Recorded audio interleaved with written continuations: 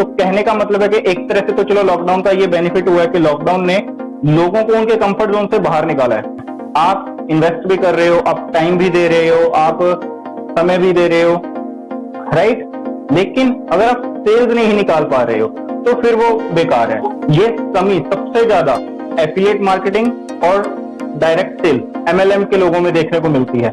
आप चाहे किसी भी कंपनी में है, आप चाहे किसी भी इंडस्ट्री में है, इनडायरेक्टली आप सेल्स में ही है, क्योंकि आप किसी भी कंपनी में काम करते हैं, चाहे आपकी कंपनी कौन सी भी है, चाहे आपकी इंडस्ट्री कौन सी भी है, आप कौन से भी प्रोडक्ट सेल करते हो, आपकी सर्विसेज अलग हो सकती हैं, आपके काम करने का तरीका अलग हो सकता है, मगर प्रिंसिपल सिद्धांत हमेशा सेम रहते हैं। सब इंडस्ट्री के लिए, सब कंपनीज के लिए आपके सेल्स के सिद्धांत हैं, जो प्रिंसिपल्स हैं, वो हमेशा सेम ही रहते हैं। तो आज की इस वीडियो के अंदर हम ऐसे 5 प्रिंसिपल्स के बारे में बात करेंगे, उनको जिनको अगर आपने अपनी सेल्स स्ट्रेटेजी के साथ ऐड कर लिया तो आप सेल्स के अंदर एक नेक्स्ट लेवल पर जा सकते हैं।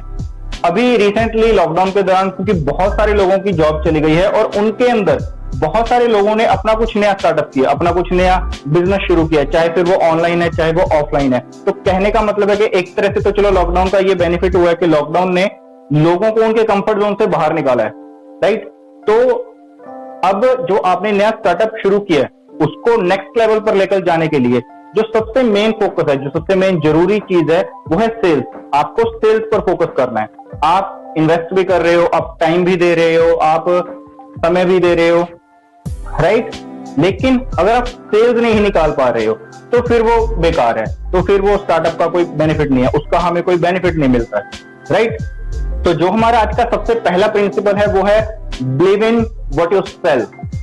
आप जो भी बेच रहे हो, आपके जो भी प्रोडक्ट हैं, आपकी जो भी सर्विसेज है, सबसे पहले तो आपको खुद को उनके अंदर विश्वास होना चाहिए, खुद को उनके अंदर बिलीव होना चाहिए कि यस, ये हमारे कस्टमर की लाइफ के अंदर कुछ वैल्यू एड ऑन करेंगे, ये हमारे कस्टमर की कोई प्रॉब्लम सॉल्व करेंगे, ये हमारे कस्टमर के लिए बेनिफिशियल है, सिंपल।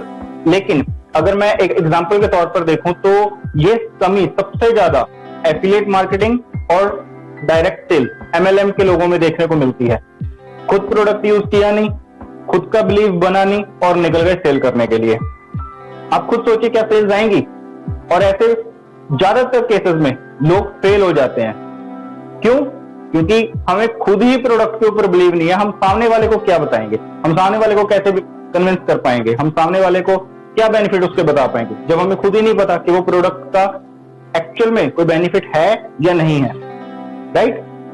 सबसे पहले तो आपको खुद को अपने प्रोडक्ट के अंदर, अपनी सर्विसेज के अंदर भरोसा होना चाहिए कि यस, ये सामने वाले कस्टमर के लाइफ के अंदर कुछ वैल्यू एड ऑन करेंगे। जब तक आपका खुद का बिलीव खुद के प्रोडक्ट या सर्विस के अंदर नहीं होएगा तब तक आपको सेल्स में दिक्कत आएगी ही आएगी।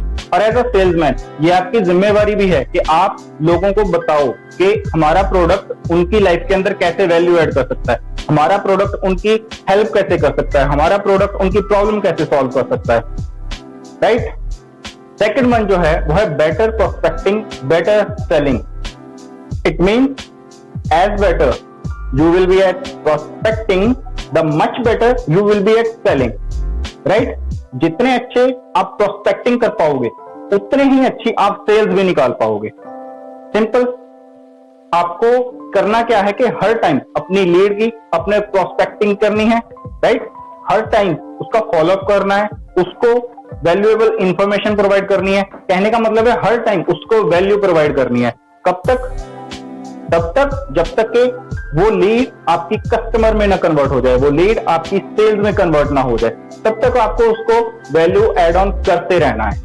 सिंपल। सिंपल प्रोस्पेक्टिंग का मतलब क्या है कि आपको नए लोगों से मिलना है, उनकी प्रॉब्लम ढूंढनी है, उनकी नीड्स पता करनी है, मार्केट को एनालाइज करना है, मार्केट की जरूरतों के बारे में पता करना है और फिर उनको उस प्रॉब्लम का सोल्यूशन प्रोवाइड करवाना है। वो अपना प्रोडक्ट बताना है कि हमारा प्रोडक्ट या हमारी सर्विस वो कैसे उनकी लाइफ में वैल्यू एड ऑन कर सकती है।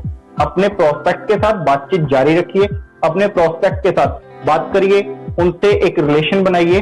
सिंपल, ठीक। उसकी प्रॉब्लम्स के बारे में जानिए, उसकी नीड्स के बारे में जानिए और उसकी छोटी मोटी प्रॉब्लम्स में उसकी हेल्प करते रहिए, उसको सोल्यूशन प्रोवाइड करते रहिए।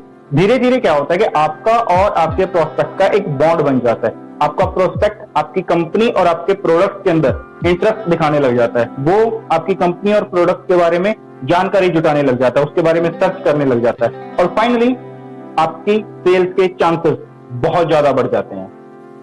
The third one is that you can't convince anyone. आपने अक्सर सेल्स में सुना होगा कि हमें कस्टमर को कन्विंस करना पड़ता है हमारी सर्विसेज के लिए या हमारे प्रोडक्ट के लिए। आपने सुना होगा ये बात, मगर ये सरासर गलत है, क्योंकि सच्चाई तो ये है कि आप किसी को कन्विंस कर ही नहीं सकते। राइट आपने सही सुना, आप किसी को कन्विंस कर ही नहीं सकते। हर कस्टमर खुद को ही कन्विंस करता है, खुद के माइंडसेट से खुद को ही कन्विंस करता है। उसको खुद डिसाइड करने दीजिए कि आपका प्रोडक्ट या आपकी सर्विस उसके काम का है या नहीं है, वो खुद ही डिसाइड करता है बेसिकली। आप फोर्सफुली अगर किसी की जजमेंट के अगेंस्ट जाकर उसको कुछ सेल्स निकाल भी लेते हो तो ये रिलेशनशिप लॉन्ग लास्टिंग नहीं है। आप फोर्सफुली उसको कन्विंस कर सकते हो, उससे एक दो सेल निकाल भी लोगे, लेकिन आपकी जो वैल्यूएबल कस्टमर्स की एक पाइपलाइन है वो नहीं बन पाएगी। आपका काम है प्रोस्पेक्टिंग करना। आप प्रोस्पेक्टिंग पे ध्यान दीजिए, कस्टमर को वैल्यू प्रोवाइड करते रहिए, अपनी लीड की वैल्यू देते रहिए, लीड को अपनी को वैल्यू देते रहिए, दैट्स इट। आप किसी को कन्विंस मत कीजिए। अगर आपको लंबी रेस का घोड़ा बनना है, अगर आपको लंबा खेलना है तो कन्विंसिंग छोड़ दीजिए, सिंपल उनको वैल्यू प्रोवाइड कीजिए, अपने कस्टमर को वैल्यू प्रोवाइड कीजिए। वो खुद ही, सिंपल सी बात है, जब आप ऑनेस्टी दिखाओगे ना, जब आपके अंदर वो ऑनेस्टी दिखेगी तो सामने वाला, उसको कन्विंस होने की जरूरत नहीं है, वो ऑटोमेटिकली आपके साथ अपनी खुशी से आ जाएगा। जो हमारा अगला पॉइंट है वो है कि आप अपने प्रोस्पेक्ट को ना कहने की आजादी दे दीजिए। गिव देम फ्रीडम टू से नो। अब इसका मतलब क्या हुआ? इसका मतलब ये हुआ कि एक ऐसी सिचुएशन बनाइए जिसके अंदर सामने वाले को लगे कि ये बंदा मेरे बेनिफिट की बात कर रहा है, ये बंदा मेरे फायदे की बात कर रहा है, अपने बिजनेस की बात नहीं कर रहा। आप उसको वैल्यू प्रोवाइड कीजिए, आप उसको ओवर वैल्यू प्रोवाइड कीजिए, आप उसको वैल्यूएबल इंफॉर्मेशन देते रहिए।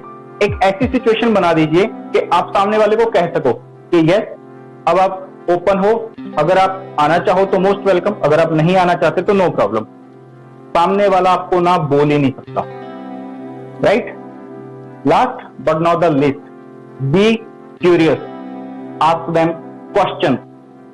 हमेशा अगर आपको सेल्स में, सिंपल सी बात है, अगर आपको सेल्स में नेक्स्ट लेवल पर जाना है, अगर आपको सेल्स में एक्सपर्ट बनना है, आपको सेल्स के लिए जिज्ञासु होना पड़ेगा, आपको सेल्स के लिए उत्सुक होना पड़ेगा। हमेशा अपने प्रोस्पेक्ट से बातचीत करते हुए उससे सवाल कीजिए, उसकी जरूरतों के बारे में पता करते रहिए, अपने क्लाइंट से उसकी कंपनी, उसकी ऑर्गेनाइजेशन, उसके बारे में जानकारी जुटाते रहिए, उनकी नीड के बारे में पता लगाते रहिए, ताकि आप उनके साथ बिजनेस कर सको, आप उनको वैल्यू प्रोवाइड करते रहिए। सिंपल। अगर आपको सेल्स में एक्सपर्ट बनना है तो आप क्यूरियस होइए, आप जिज्ञासु होइए, आपको उत्सुक बनना पड़ेगा। हमेशा कोशिश करते रहिए कि आप अपने क्लाइंट की, उन कंपनी से रिलेटेड, उस ऑर्गेनाइजेशन से रिलेटेड उसके सवाल, उसके डाउट क्लियर करते रहिए। लेकिन उससे पहले आपको जरूरी है एक अच्छा लिसनर बनना, ताकि आप अच्छे से सामने वाले की बात सुन सको, आप अच्छे से सामने वाले की प्रॉब्लम को सुन सको, ताकि आप उनको एक बेटर सॉल्यूशन प्रोवाइड कर सको। सिंपल। राइट? तो ये थे आज के हमारे 5 प्रिंसिपल्स। आपको इनमें से कौन सा अच्छा लगा नीचे कमेंट करके जरूर बताइएगा, और वीडियो लाइक करना मत भूलिएगा। अगर आपके किसी दोस्त ने, रिश्तेदार ने, किसी जानकार ने रिसेंटली अपना कोई नया स्टार्टअप शुरू किया है, कोई नया बिजनेस शुरू किया है, तो उसके साथ ये वीडियो जरूर शेयर कीजिएगा। मिलते हैं आपसे नई वीडियो में नई लर्निंग के साथ। तब तक खुश रहिए, स्वस्थ रहिए। जय हिंद, जय भारत।